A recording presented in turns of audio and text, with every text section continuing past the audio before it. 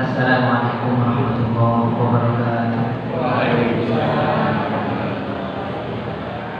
Yang menjawab salam dan semangat, saya doakan dosa-dosa ini diampuni Allah. Assalamualaikum warahmatullahi wabarakatuh. Rasanya kurang lengkap ketika doanya dan ditambahi. Mudah-mudahan yang jawab salam, amal kebaikan kita hari ini diterima sama Allah. Assalamualaikum warahmatullahi wabarakatuh. Alhamdulillahirabbil alamin. Alhamdulillahilladzi ala ni'matil iman. Alhamdulillahilladzi ala ni'matil islam. Alhamdulillahilladzi ala ni'matil ukhuwah. Alhamdulillahilladzi ala ni'matil istiqamah. Alhamdulillahilladzi anzala sakinatan fi qulubil mu'minin liyazdadu imanan ma'a imanihim. Asyhadu an la ilaha illallah wahdahu la syarika lah wa asyhadu anna Muhammadan 'abduhu wa rasuluh. Allahumma shalli ala Muhammad wa ala alihi wa ashabihi ajma'in. Amma ba'du. Rabbi shrah li sadri wa yassir li amri wa hlul 'uqdatam min lisani yafqahu qawli. Bapak Ibu jamaah salat Isya rahimakumullah, yang pertama marilah kita senantiasa bersyukur kepada Allah karena cintanya Allah kepada kita. Terasa malam hari ini kita bisa melaksanakan salah satu kewajiban, yaitu melaksanakan sholat Isya. Salam kepada Rasulullah Muhammad SAW. Ini coba lisan kita bahasai dengan sholawat,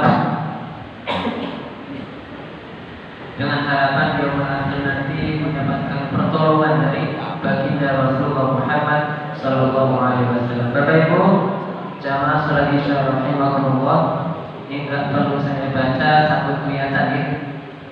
Tulisannya kelihatan Bu? Kelihatan ya? Ini enggak usah saya baca, kelihatan. Nanti saya tinggal klik dengan dia baca sendiri ya. Baik Bapak Ibu rahimakumullah, ada pertanyaan yang cukup bagus. Jika dikasih dua pilihan, pilih 10 juta atau pilih bahagia? Yakin Bu? 10 juta.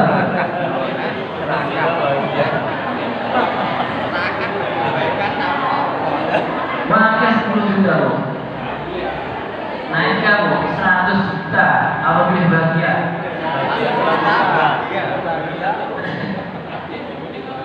100 juta bisa diumroh haji ya. Pilih begini Bu.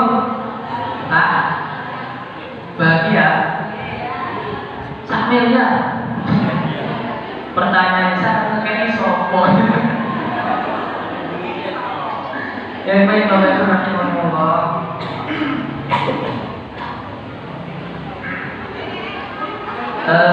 Malam hari ini kita akan belajar ya. Kita akan coba mencari menggali sebenarnya bahagia itu ada polanya, gitu. Bahagia itu ada polanya. Termasuk jenengan mau bikin gambar yang satu ini. Nah, ini gambar apa?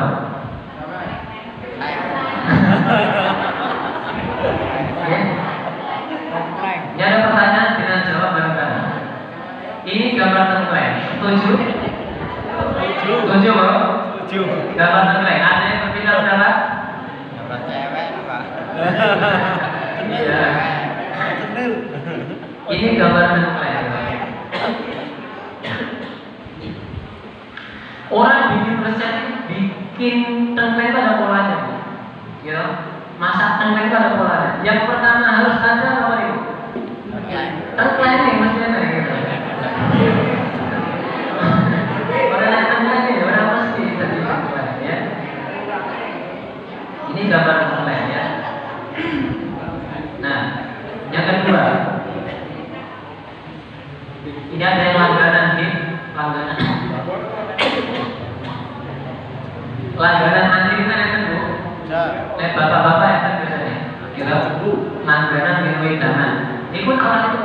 ngono ya, ora mantep. Mergo bikin es teh, bikin teh kan enten polane. Gulone kudu sakmene ya, airnya kudu sekian, tehnya kudu sekian jenis. Ya, ini gambar es teh. Cocok kan? Ada perbedaan pendapat? Ya, nanti diskusikan ya. Yang ketiga, nah soto. Pak RT sampai apa? Soto. Ya, ini gambar soto. Ada yang berbeda pendapat?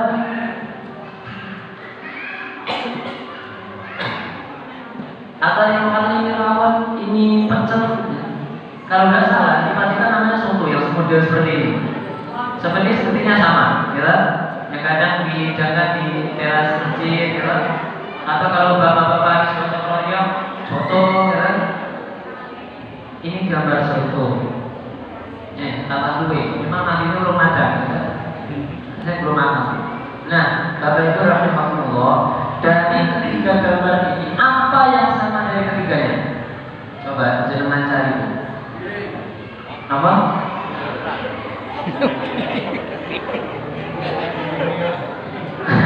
Pilihnya beto ya cek dulu, orang sing aku gelas ya Pak. Apa yang sama dari ketiganya Pak? Rasa. Wah rasanya beda-beda Pak. Es teh soto seperti dari ini. Apa yang sama dari ketiganya? Pakai air. Cuman gambar foto. Iya. Bapak Ibu rahimahullah, teh es teh ya, es teh es.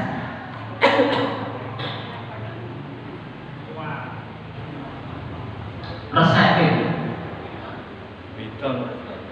tapi sama-sama punya resep. Yang sama dari ketiga makanan tadi adalah dia sama-sama punya resep yang sama antara hari ini dan hari besok. Sama. Misal ini yang jualannya ada Pak Anto, nggak ada ya? Atau Pak Tommy jelas.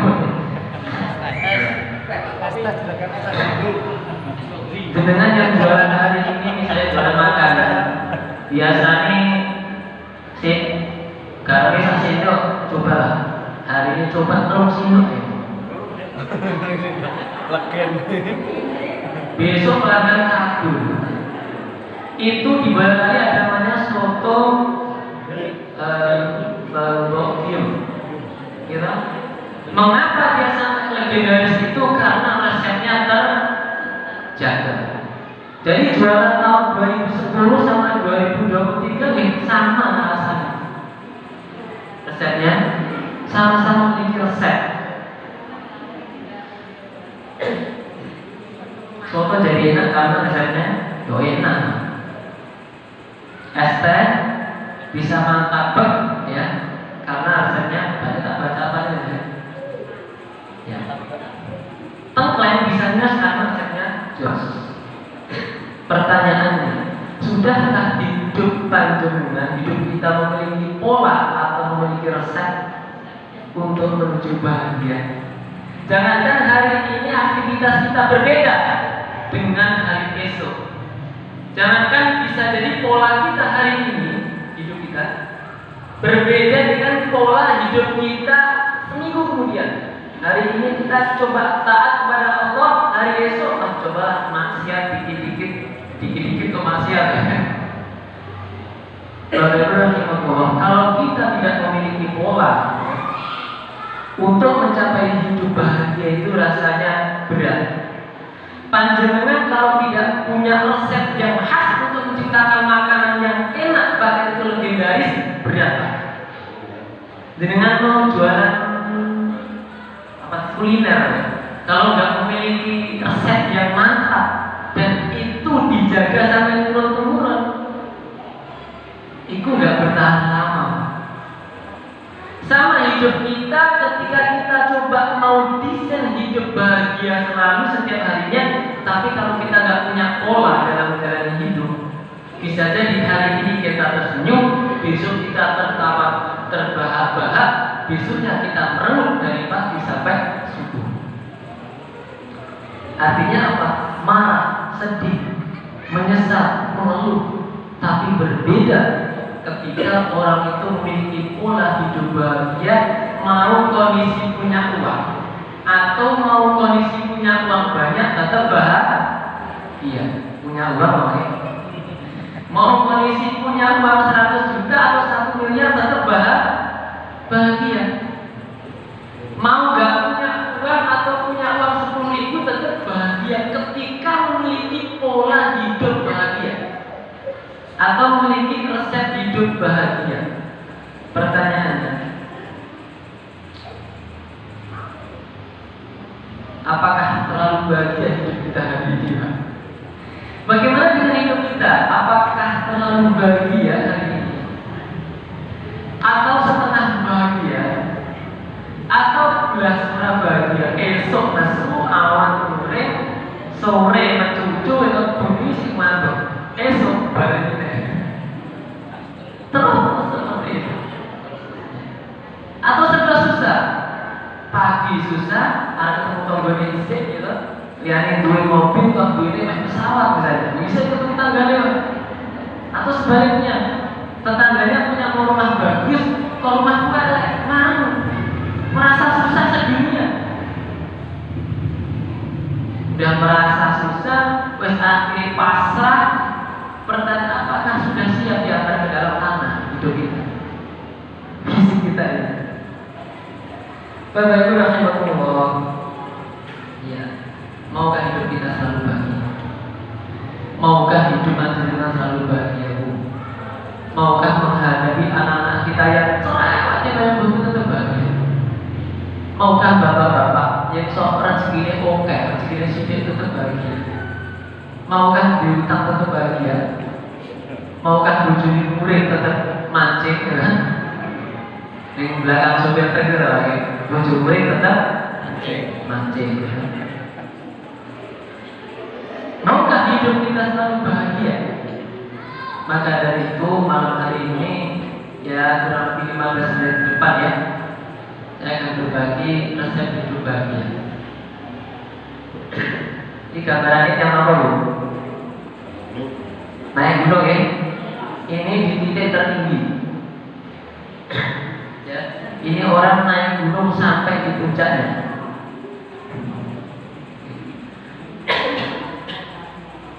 Orang naik gunung sampai puncak itu kira-kira rasanya sedih atau bahagia? Semua kok, gitu.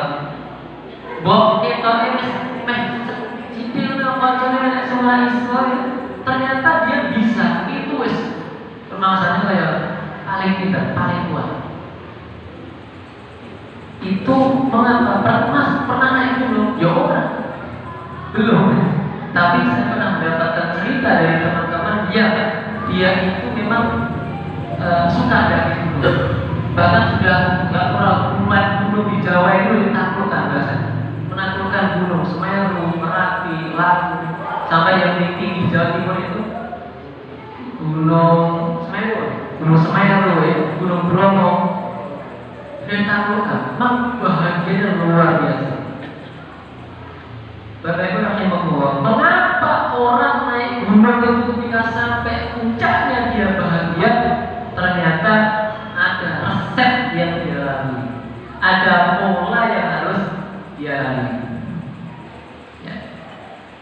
Nah, yang pertama, resep hidup bahagia itu kita harus tahu potensi kita. Misal, itu mau daki gunung tapi nggak tahu kapasitasnya, nggak bisa mengukur ini mampu naik gunung atau enggak. Misal kayak saya, wis mantu-mantu kan ya, kena kipas sipil aja jegruk, kalau kena AC wis glosor, nekat naik gunung, otomatis saya tuh nggak bakalan bahagia, nangis gitu, sampai tengah gunung nangis. Karena apa? Sudah tahu potensinya lemah, nggak cocok untuk di daerah dia, nekat naik gunung. Kita harus tahu potensi diri kita, kekuatan fisik kita seperti apa, kekuatan potensi-potensi yang lain seperti apa. Resep yang pertama, kalau ibaratnya masakan lagi ini tengkleng ya, sebelum garunya. Yang kedua, hidup harus punya tujuan. Dengan hidup kalau nggak punya tujuan, wis nggak bahagia. Contohnya apa? Ada orang daki gunung tapi nggak punya tujuan, wis itu males-malesan, gitu. Kena ular oleh sambat, kena kerisi itu oleh sambat, sampai dua ya wis biasa aja, nggak merasa wah, nggak merasa bahagia. Ketika naik gunung nggak ada tujuan. Contoh yang kedua, di sini panjenengan tiap pagi, tiap siang, tiap sore melihat orang berjalan, kadang pakai sendal, kadang enggak, muter ke selatan, ke utara, ke selatan, ke utara, melihat tuh. Bahagia. Pernah tanya dia bahagia atau enggak?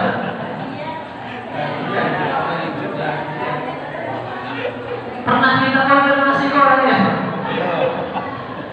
Kita menduga. Kita menduga. Wes, jenengan sekarang coba ke Jogja. Wes pokoknya ke Jogja. Pokoknya ke Jogja ada tujuan.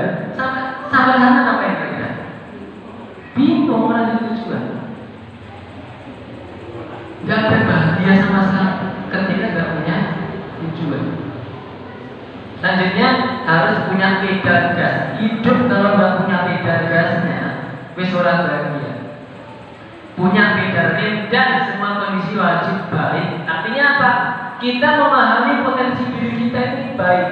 Kita memiliki tujuan-tujuan hidup yang baik. Kita memiliki gas kehidupan, pedal gas itu juga yang baik-baik. Dan juga kita memiliki kendali atau rem dalam kehidupan itu dalam hal yang baik-baik. Bapak Ibu rahimahullah, orang dari gunung itu dia sudah tahu potensinya.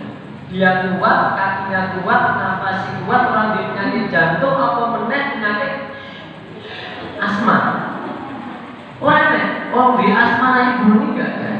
Yang kedua, dia memiliki tujuan. Bisa jadi dia tujuannya untuk menjawab gengsinya, atau untuk menjawab tantangan temannya, atau untuk mengikuti gengsi karena lagi booming mendaki gunung misalnya. Itu salah satu tujuannya. Punya pedal gasnya, nanti kalau saya bisa sampai tujuan paling atas, saya dikasih ini, atau saya akan bakalan seperti ini. Dan juga dia punya pedal remnya. Kalau orang mendaki gunung, pedal remnya apa? Dia nggak boleh ini, nggak boleh itu. Kita biasanya orang daki gunung itu banyak pesan-pesannya. Jangan ngambil bunga ini, atau jangan buang sampah di area ini. Jangan melakukan kemaksiatan selama perjalanan. Itu orang mendaki gunung pasti ada. Gunung mana? Gunung Lawu, Gunung Merbabu itu sama juru kuncinya kasih tahu. Jangan melakukan ini. Kalau itu sampai dilanggar, nggak bakalan bahagia sampai atas. Kita sering dengar cerita orang hilang, orang macam-macam di gunung ya. Itu biasanya ketika ditelusuri dia melakukan 1, 2, 3 larangan daripada apa yang disampaikan di depan. Bapak Ibu rahimahullah,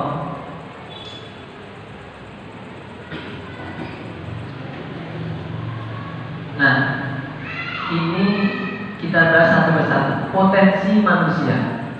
Kalau kita ngomong potensi, ya kita kasih contoh benda. Kalau api itu potensinya apa waktu?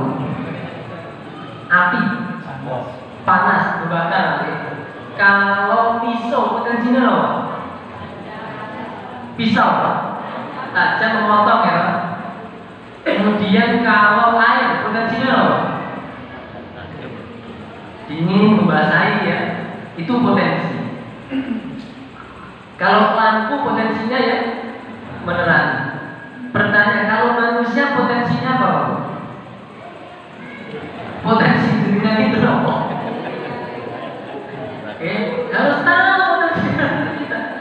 Kalau nggak tahu potensinya, repot dalam hidup. Saya kasih beneran. Nah, potensi manusia itu ada namanya kebutuhan jasmani. Ini yang ada dalam diri kita. Sehingga jenengan luwe lumrah normal. Jenengan haus, jenengan pengen BAB dengan mau buang air kecil, itu adalah potensi yang ada dalam diri manusia. Yang Allah tanamkan dalam diri manusia ini adalah potensi yang pertama adalah kebutuhan jasmani atau hajatul udhuriyah. Hajatul udhuriyah ini harus terpenuhi. Kalau nggak terpenuhi dengan kita akan meninggal dunia. Kita tadi barusan menjenguk saudara kita yang nggak bisa BAB berapa lama Pak? Nggak bisa BAB berapa lama, Mas Mamat? Agak lama ya. Wih, reportnya dokter biro. Reportnya lama kan? Belum beliaunya sendiri kesakitan luar biasa, itu nggak bisa BAB. Yang pertama kebutuhan jasmani, yang kedua apa? Potensi manusia, yang kedua kebalikannya, berarti jasmani kebutuhan. Kebutuhan jasmani. Yang kedua potensi manusia itu adalah kebutuhan naluri atau gharais. Kebutuhan naluri. Contohnya apa?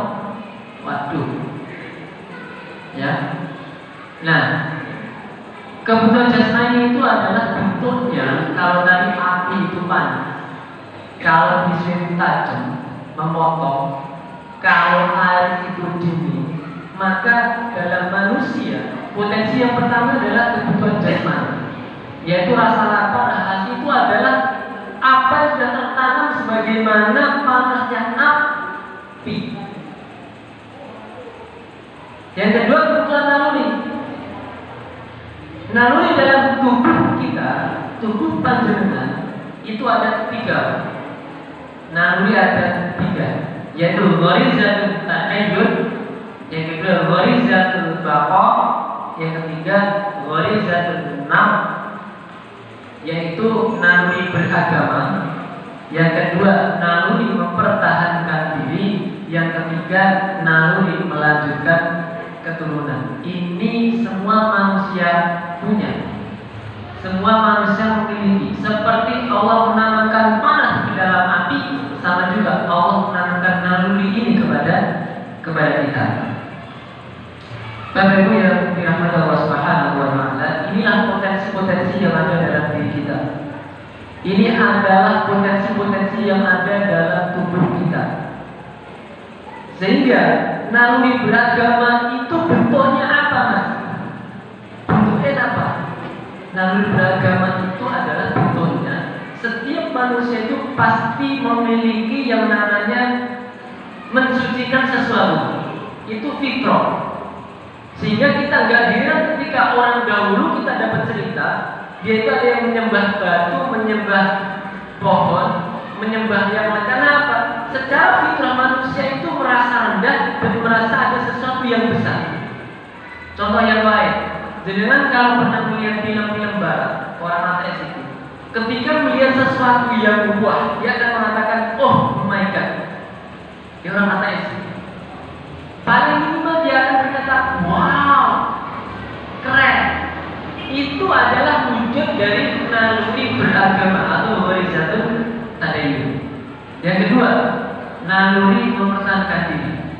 Ini bentuknya adalah ketika jenengan ditabok, ini balas nabok. Ketika jenengan dicipit, pengennya balas cipit. Ini bentuk naluri mempertahankan diri. Sehingga ketika putra pulau di panjenengan, gitu, kerah antara yang kecil sama yang atau sama anak tetangga. Ini karena manusia memiliki gharizatul baqa, naluri mempertahankan diri. Naluri mempertahankan diri banyak bentuknya, gitu. Banyak sekali. Salah satunya yang gampang ada ketika kita dijibit pengennya balas diri. Termasuk mempertahankan harta, ya, mempertahankan kekuasaan, itu bentuk dari naluri gharizatul baqa.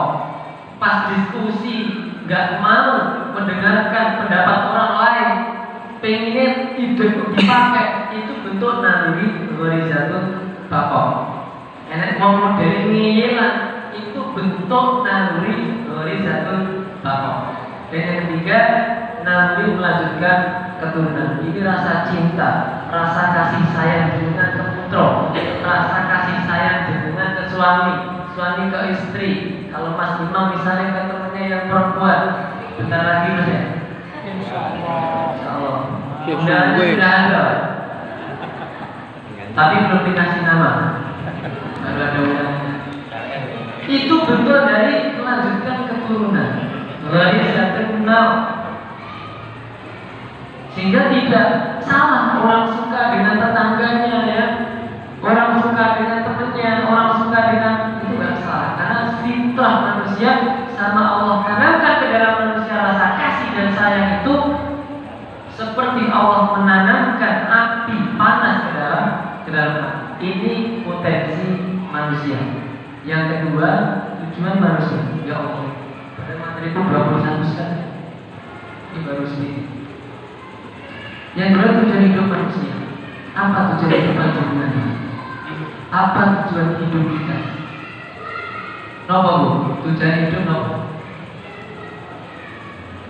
Nopo tujuan hidup manusia? Pak, kemarin saya ngisi kajian di Jubilee, gitu. Ada anak muda-muda umur 25 anak. Itu cukup lumayan banyak kemarin. Tak tanya tujuan hidupnya apa? Gak ngerti Mas. Ngertinya yo kerja sampai mana iso muncul wis. Gak ada tujuan yang besar. Nah, tujuan hidup manusia sesungguhnya adalah sepenuhnya ibadah kepada Tuhan untuk takwa dan mengharap ridhonya. Ini saya cepatkan. Ini jenengan sudah sangat hafal, insyaallah di masjid ini sudah sering disampaikan ya. Untuk beribadah kepada Allah. Senantiasa waktu kita untuk beribadah. Jadi potensi-potensi yang tadi Allah berikan kepada kita, rasa lapar, rasa haus, rasa kantuk, jenengan suka dengan lawan jenis, dengan kelima rasa marah, itu bisa kita gunakan untuk beribadah kepada Allah. Gimana caranya? Jenengan lapar bisa terwujud ibadah? Bisa. Jenengan makan yang halal-halal.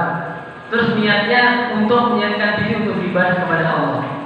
Jenengan memiliki nafsu sayang, kasih sayang pada lawan jenis. Bagaimana supaya terbentuk ibadah? Lakukan dengan cara pernikahan. Jenengan memiliki gharizatul bakok, naluri mempertahankan diri. Bagaimana untuk mewujudkan bentuk ibadah? Gimana kira-kira? Ketika ada orang kafir menyerang kita balik serang orang kafir. Dia pakai media, kita pakai media. Dia pakai tulisan, kita serang pakai tulisan. Kalau dia pakai senjata, kita lempar pakai bambu runcing. Zaman dulu pakai bambu runcing. Artinya apa? Tujuan hidup kita untuk setelah ibadah itu dengan apa? Dengan memaksimalkan potensi-potensi yang Allah berikan kepada kita. Yang kedua, untuk bertakwa kepada Allah. Ini surah An-Nisa ya. Ya ayyuhan nasu taqu rabbakum. Ini enggak saya bacakan, sudah kelihatan jelas. Dengan insyaallah sudah lancar bacanya. Dan untuk meraih ridhonya. Dan di antara manusia ada orang yang mengorbankan diri karena mencari keridhaan Allah. Bapak Ibu rahimahullah, jenengan ibadah, jenengan sholat, jenengan sedekah, jenengan naik haji, jenengan umroh, jenengan ke masjid ikut pengajian sampai detik hari ini gak menjamin kita masuk surga. Yang menjamin siapa? Ridho di Gusti Allah. Ya, ridho yang bisa memasukkan manusia ke surga, ridho di Gusti Allah. Sehingga tadi hidup di dunia tujuannya sepenuhnya ibadah untuk menuju takwa dan mencari ridhonya Gusti Allah. Tidak ada satu ya. Kalau tujuannya sekedar ibadah, nggak mencoba mencari ridhonya Gusti Allah, takut-takutnya ibadah ada yang salah.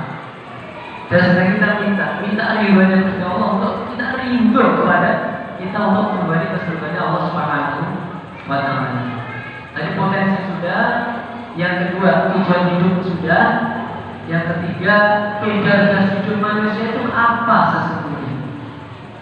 Supaya kita menjalani hidup semangat itu nopo, Pak. Supaya kita menjalani hidup itu tidak rebahan, tidak menjadi kaum rebahan. Ya toh, pagi di kamar. Kalau kita melihat anak-anak sekarang, remaja-remaja sekarang itu rebahan, pagi rebahan, siang rebahan, agak siang tiktokan, kesel rebahan meneh, sore rebahan, ya, malam game sampai pagi rebahan lagi, terus itu. Sebenarnya apa sih penunjang untuk kita hidup semangat? Pedal terus hidup itu apa? Supaya kita melejit itu apa? Menaati segala perintah Tuhan. Sebenarnya perintah-perintah Allah inilah yang mendorong kita untuk semangat menjalani hidup. Apa beberapa perintah dari Tuhan untuk kita semangat hidup?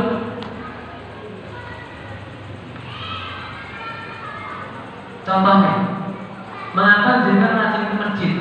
Karena ada perintahnya, Pak. Gitu? Kita digambarkan pahala yang besar. Kita digambarkan ada syafaat, kita digambarkan 27 derajat. Sehingga jenengan rajin ke masjid, Pak.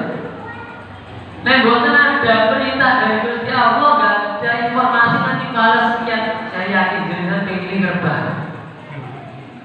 Pulang kerja itu gak enak, rebahan, gitu.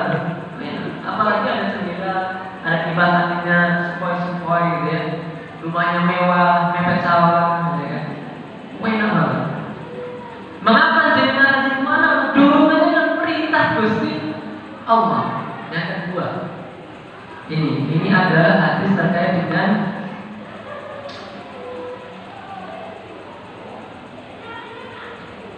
haji. Mengapa orang berbondong-bondong haji? Karena apa? Diiming-imingi pahala yang luar biasa, suci seperti bayi lahir, sehingga gas berangkat haji. Sing duit-duit, gitu. Yang punya uang sampai berkali-kali, Pak. Mungkin kalau di Inggris sampai siapa gitu ya, karena hajinya berkali-kali, kan? Siapa gitu? Yang punya uang berkali-kali untuk melakukan ibadah haji. Karena diiming-imingi sama Gusti Allah pahalanya besar, seperti orang baru lahir setelah pulang dari haji. Yang ketiga, mengapa jenengan sering bersedekah? Mengapa jenengan tiap pagi sedekah, setiap pengajian sedekah? Ya, itu ada kuota luar biasa di masjid ini ya. Mengapa jenengan rajin? Karena diiming-imingi. Apa yang dilipat dengan 7 kali? Kali 100 kali, 700 kali. Itu adalah kita kembali ke surat sebelumnya. Beda tugas kehidupan kita. Sebenarnya kita melakukan seluruh perintah-perintah Gusti Allah. Kita akan menjadi orang yang energik. Kita menjadi orang yang gak malas-malasan. Jalani hidup itu semangat. Kalau kita kembali ke contoh awal, mengapa orang itu semangat mendaki gunung? Karena bisa jadi ada tantangan dari calon istrinya. Mas, kalau lulus naik gunung guys, di situ raga aku, wah semangat. Beda kasih.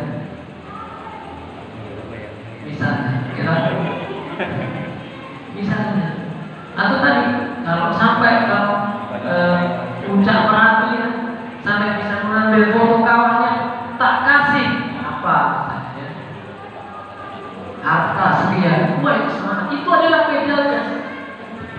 Pertanyaan terakhir adalah, apa pedal rem kehidupan kita? Apa pedal rem kehidupan manusia? Apa kira-kira, Bu? Kalau pedal gasnya adalah perintah Gusti Allah, kira-kira pedal remnya apa, Bu? Larangan, ya. Jadi meninggalkan segala larangan Tuhan, larangan Gusti Allah. Inilah sebenarnya pengendali hidup kita. Inilah sebenarnya rem kehidupan kita. Inilah sebenarnya kalau tadi orang mendaki sampai selamat di atas itu karena apa? Mendengarkan, mengikuti arahan dari juru kunci tempat itu.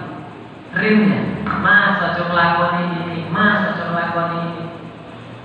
Sama dengan Tuhan, sama dengan Allah. Manungsa, ojo nglakoni iki, ojo nglakoni iki, ojo nglakoni ini.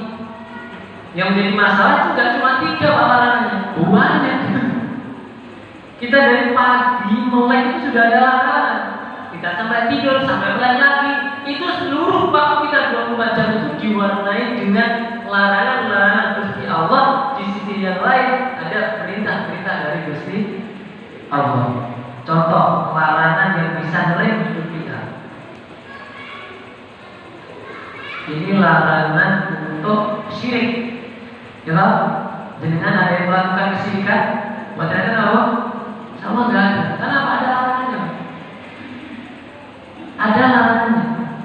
Ada larangan Gusti Allah. Innahu man yusyrik billahi harramallahu 'alaihi jannah wa ma'wahu an-nar wa ma lidh-dhalimin min ansar. Sesungguhnya orang yang mempersekutukan Allah, maka pasti Allah mengharamkan kepadanya surga dan tempatnya ialah neraka. Tidaklah ada bagi orang-orang zalim itu selalu menolong. Ini adalah ketika kita dikasih gambaran larangan Gusti Allah, kita akan ngeri itu. Walaupun tetangga kita kaya dengan anak kecil-kecil, gundul, gak memiliki rambut, botak kecil, tiap malam, tiap pagi cari uang, kita nggak akan tergiur kalau kita ada yang jualan sepi luar biasa, pada tetangga omsetnya meledak-meledak sampai kayak mercon beladan. Karena kalau jualan mercon ya, omsetnya itu besar, pembelinya laris, kita nggak bakalan cari ke gunung kan? Tahu?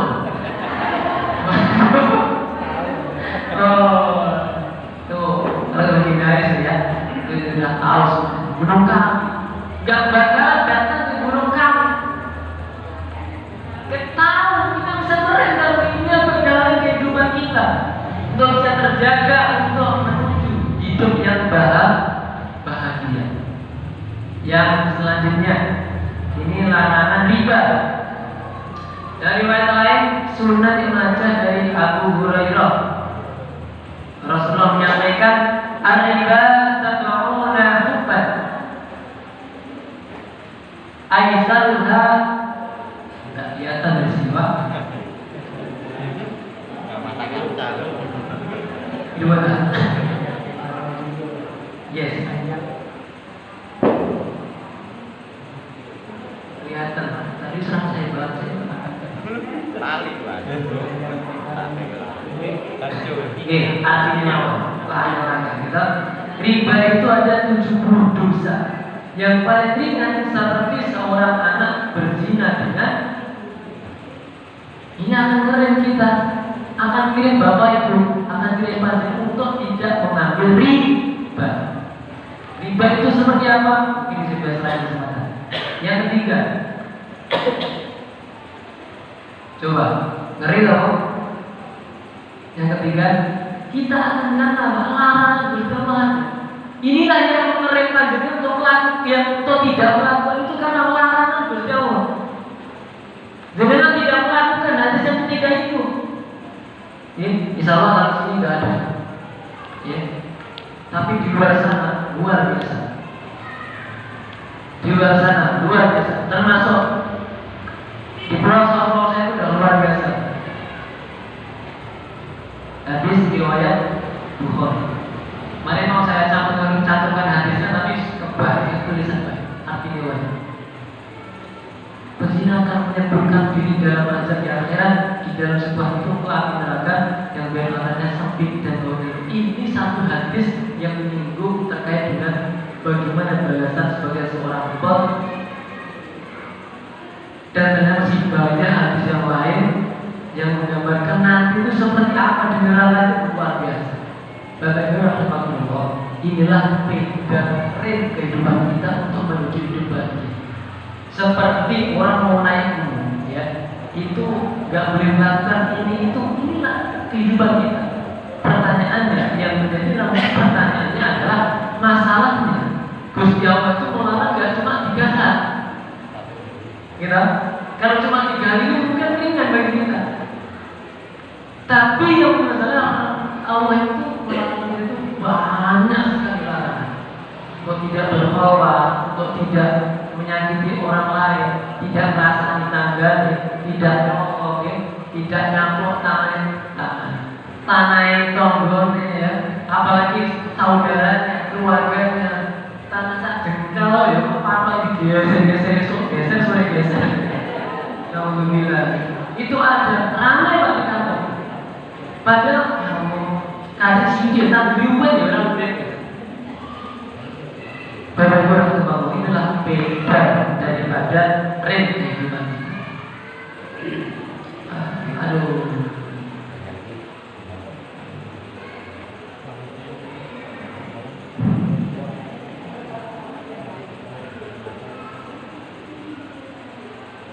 Nah, bapak-bapak Rasulullah, resep hidup bahagia itu ada 4 ya, ada 5 seperti itu. Jadi kita tahu potensi diri kita, yaitu kita memiliki kebutuhan jasmani dan juga naluri. Itu semuanya memiliki potensi yang luar biasa, bisa dioptimalkan untuk beribadah kepada Allah, yaitu tujuan.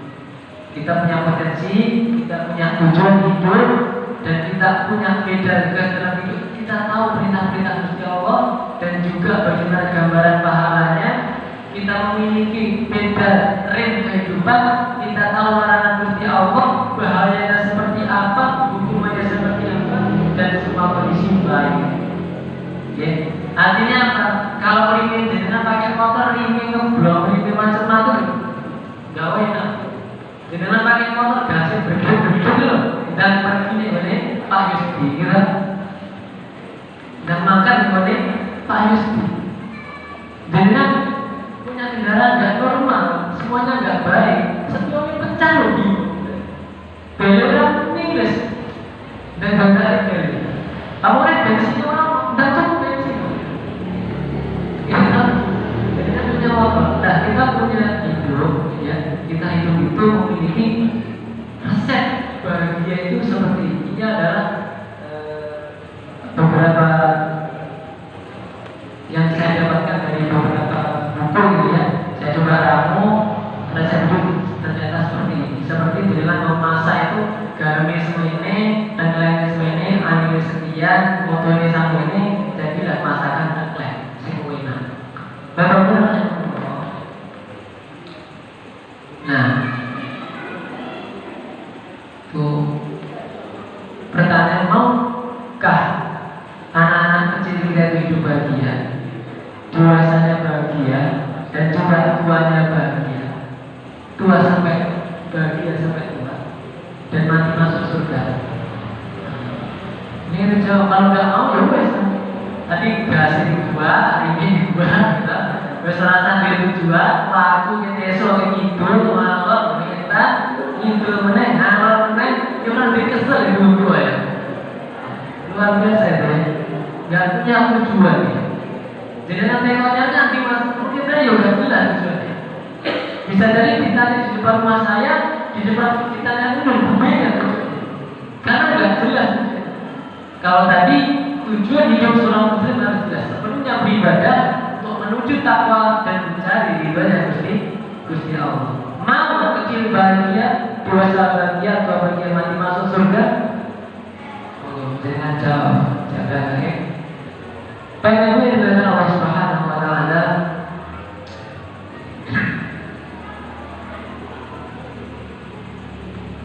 Nah, ini singkatan kita, singkatan dari kota Pacitan.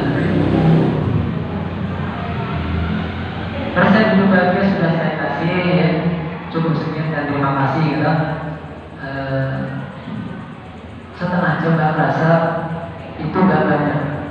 Malam hari ini sengaja saya ngasih resep. Panjenengan kalau ke soto Bokiem dikasih resepnya, terus jenengan sampai rumah masak, itu kira-kira langsung podo rasanya apa? Lebih itu. Udah dikasih resepnya aku, tetap gitu gitu. Karena di cara masaknya nggak dikasih tahu. Kalau jenengan ikut di sana, kasih resepnya kayak gitu, cara masaknya seperti apa, 10 hari, sebulan, pulang, saya yakin tidak jauh beda. Ditunjukin cara masak, cara kacang bawang ini, ya, cara gosok bumbu ini, jadi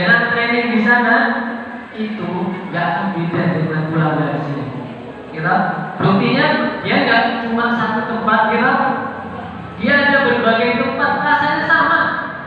Dengan di Solo, di Boyolali sama di Klaten, semua bahasa. Mereka kalau sudah dikenal resep ini, cara masaknya seperti ini. Nah, malam hari ini sengaja saya kasih resepnya, sehingga belum saya kasih cara masaknya.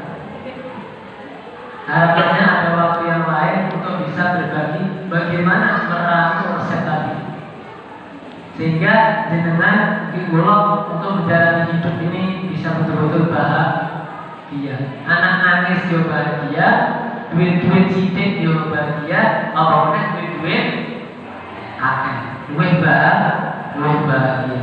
Sebagai closingnya, penutupnya, ini ada satu kalimat, beberapa kalimat dari seorang cendekiawan. Dia mengatakan, kita itu dikasih kaki kita itu untuk bertakwa kepada Allah. Kita dikasih mata ini untuk bertakwa kepada Allah. Jenengan dikasih istri ini untuk bertakwa kepada Allah. Jenengan dikasih suami untuk bertakwa kepada Allah. Jenengan dikasih pekerjaan ini untuk bertakwa kepada Allah. Dengan kasih pekerjaan, dengan kasih rumah, ini semua untuk bertakwa kepada Allah Subhanahu wa Ta'ala. Bukan sebaliknya. Dengan dikasih kaki, alhamdulillah, itu mengorbankan takwa kepada Allah. Ada orang dikasih mata, justru mengorbankan takwa kepada Allah untuk melihat kemaksiatan. Dengan dikasih istri, alhamdulillah, jangan sampai itu mengorbankan takwa kita kepada Allah. Gak ada pengajian, gak dakwah karena takwa istri misalnya. Itu kita dikasih istri karena mengorbankan takwa kepada Allah. Dengan dikasih pekerjaan, jangan sampai pekerjaan itu mengorbankan takwa kita kepada Allah. Sehingga seluruh apa yang diberikan oleh Allah kepada kita berusaha untuk bertakwa kepada Allah. Dengan bekal apa? Bekal potensi yang Allah berikan kepada kita optimalkan sehingga kita mampu untuk hidup bahagia dari bangun tidur sampai tidur lagi. Mudah-mudahan Bapak Ibu kita kesempatan untuk bisa melanjutkan bagaimana memasak resep tadi yang coba saya hidangkan. Mudah-mudahan saya diberikan umur panjang diberikan umur panjang, ada waktu bertemu, berbagi, mencoba masak resep yang coba tadi sudah kita pelajari. Apabila ada yang mau ditanyakan, ini nomor saya ya. Ini waktunya tidak lama, akan terus saya memberikan. Terima kasih Bapak Ibu, ada kurang lebih mohon maaf. Mudah-mudahan ada manfaatnya. Kalau ada kesempatan, mudah-mudahan bisa berbagi kembali. Kalau misalnya kesempatan terakhir, sekali lagi mohon maaf. Dan jika ada banyak kekurangan dalam menyampaikan, itu memang dari saya pribadi dan ketika ada baiknya semata-mata dari Allah Subhanahu wa Ta'ala. Assalamualaikum.